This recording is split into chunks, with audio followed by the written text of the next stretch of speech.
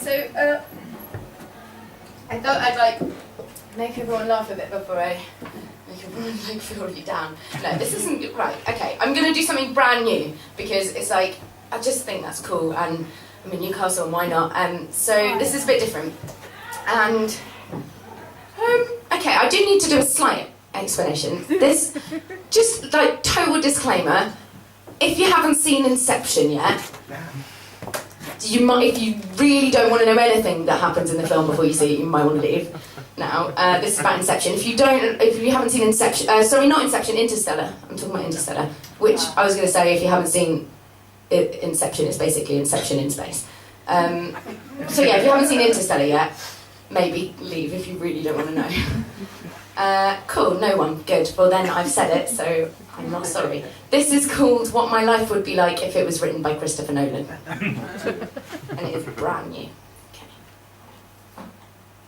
A year ago tonight, I was having sex. I'm sorry if that's crude or inappropriate, but it's true.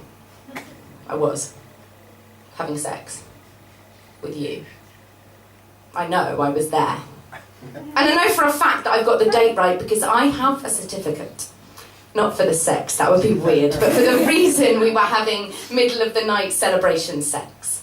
That kind of all-consuming consummation that only happens in films and studio flats in northwest London on top of the duvet on your side of the bed on November the 14th, 2013. The kind of rough but real sex that, in retrospect, wasn't between us at all, but was for me, because of me, and all about me, and no, I don't mean it like that. I'm struggling to remember the specifics, but I'm sure you've got yours. If I'm going on an average, you probably enjoyed it more than I did. But that's okay.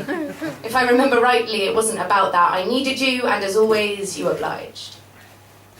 But now, November, 1 year on, and I'm staring at that date framed in a room I've been staying in since I ripped you from my side, like it holds that night in perfect conservation.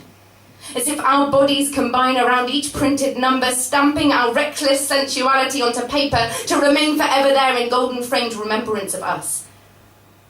I mean, there aren't many objects in this room that immediately take me back to such a specific time, place, and action. Not dated, anyway. No messages in the books that line my walls, dropping to the floor with the gravity of this specific memory. Sorry, that was a reference to the bit I said before the title. In fact, I want to go back to the introduction of this if I can and tell myself to stop before I start. To remind the me that's talking now that she might regret what she's about to say, or by this point, if she doesn't listen, has already said. But she's in full flow, so she doesn't listen to me, and I remain outside myself looking in, unsure which me is speaking and who it is I'm warning, and I want to tell you something new. But someone once told me that every story that exists has already been told, which makes anything I say to you already seem old, but surely that's only true of fiction, and no one could make this up, however hard they try. A few days ago, I watched a man travel further than most minds can comprehend in order to only return to a moment in his life over and over.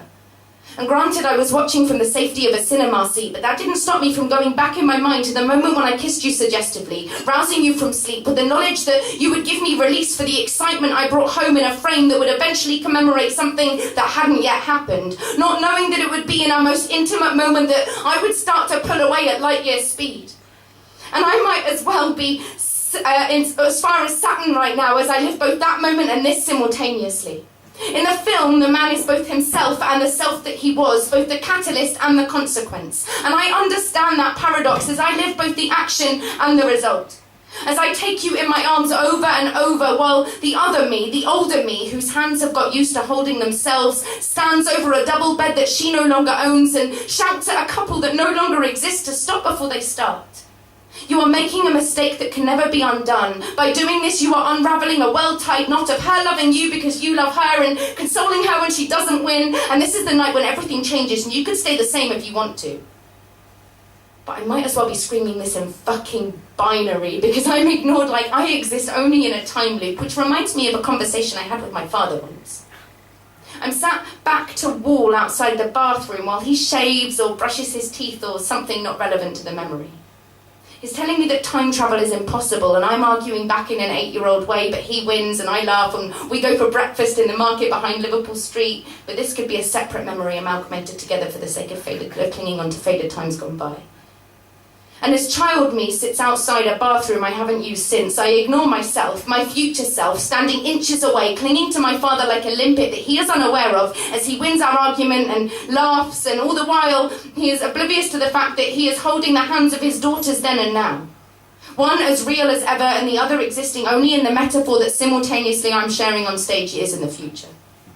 Future me, which for you is the me that's talking now, delves deep into her memory to both keep her father alive for a moment in time and simultaneously prove him wrong.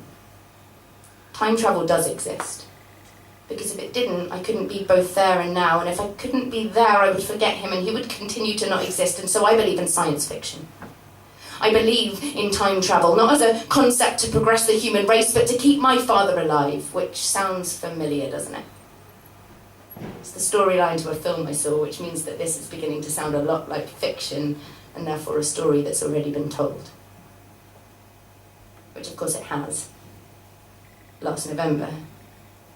A year ago today I wrote a piece about my father, about it being 12 years since he passed, and how in the future I would move past the point of no return, and now it's like time got stuck, and I'm both past that point and living it over and over, and nothing has changed. Like the rings of Saturn, I spin round this subject every year until I'm dizzy with thoughts of death.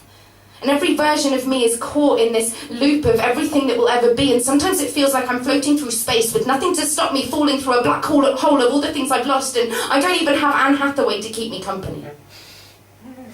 Or my father.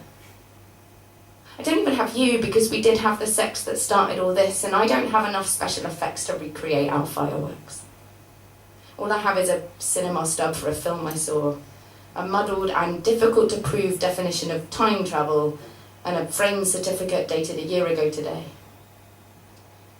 And I wanted this to be more coherent. I wanted to represent the relevance of the moments we take for granted and possibly find a way to comprehend how each year that rolls by takes me further from the people I've lost, and I wanted to tie it all together neatly like a story, so even if it is familiar, it ends somehow.